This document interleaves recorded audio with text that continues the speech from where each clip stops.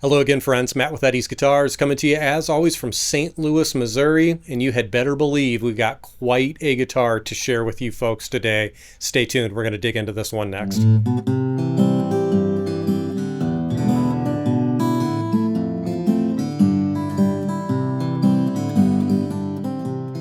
Folks, I've been highly anticipating this guitar's arrival for some time now. In fact, basically since we started to put the plans together for this guitar some time ago. This comes from my friend Michael Greenfield.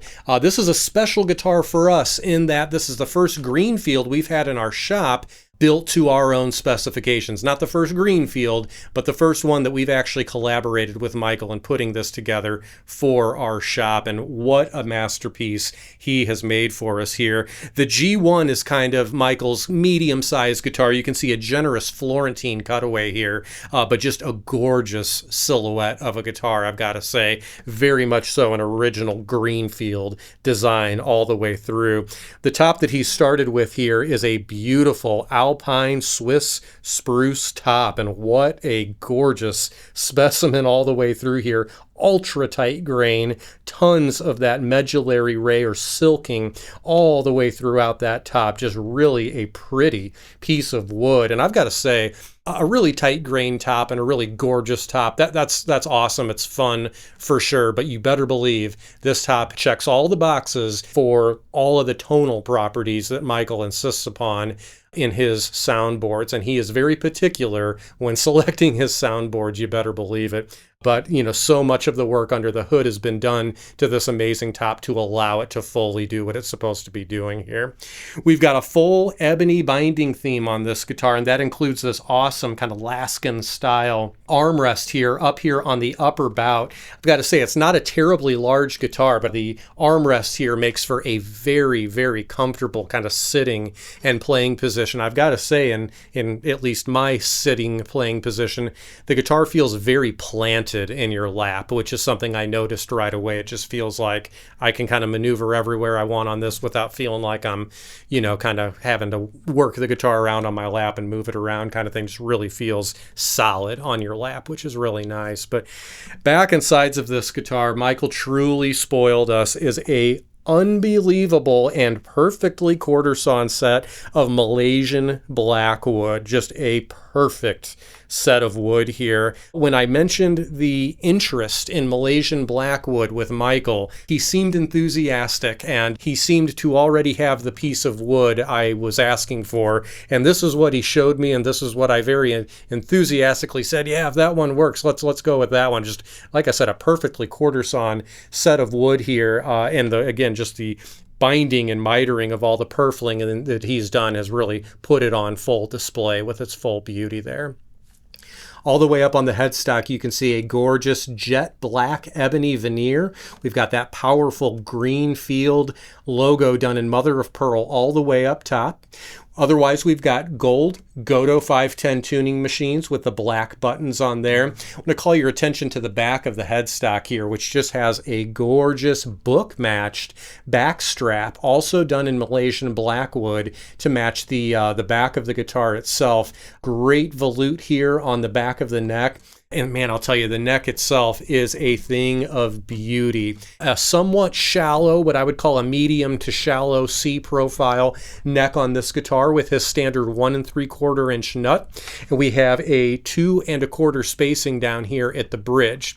Now, a lot of the Greenfield guitars that you see out there, especially artists playing Greenfield guitars, you'll see fan fret or multi-scale neck design to the scale length. This is a standard scale length, coming in at 25.4 inches. Very, very comfortable all the way up. And I've got to say, just the carve of this bridge, as well as this nice wide saddle that Michael does, allows him to perfectly dial in the intonation on the guitar. I don't care what tuning you're in or how high up on the neck you are, this guitar just plays in tune in a really impressive way. Again, just the innovations that he's included inside the guitar, the tone halo bracing on the back of the guitar, the bracing that he does on the top of the guitar, just all of the voicing in general is really mesmerizing. The three-dimensional, seriously like surround sound effect that this guitar gives just the player is very impressive. And of course, we've handed this guitar around the shop a number of times and letting folks play it and so on. And just being on the listening end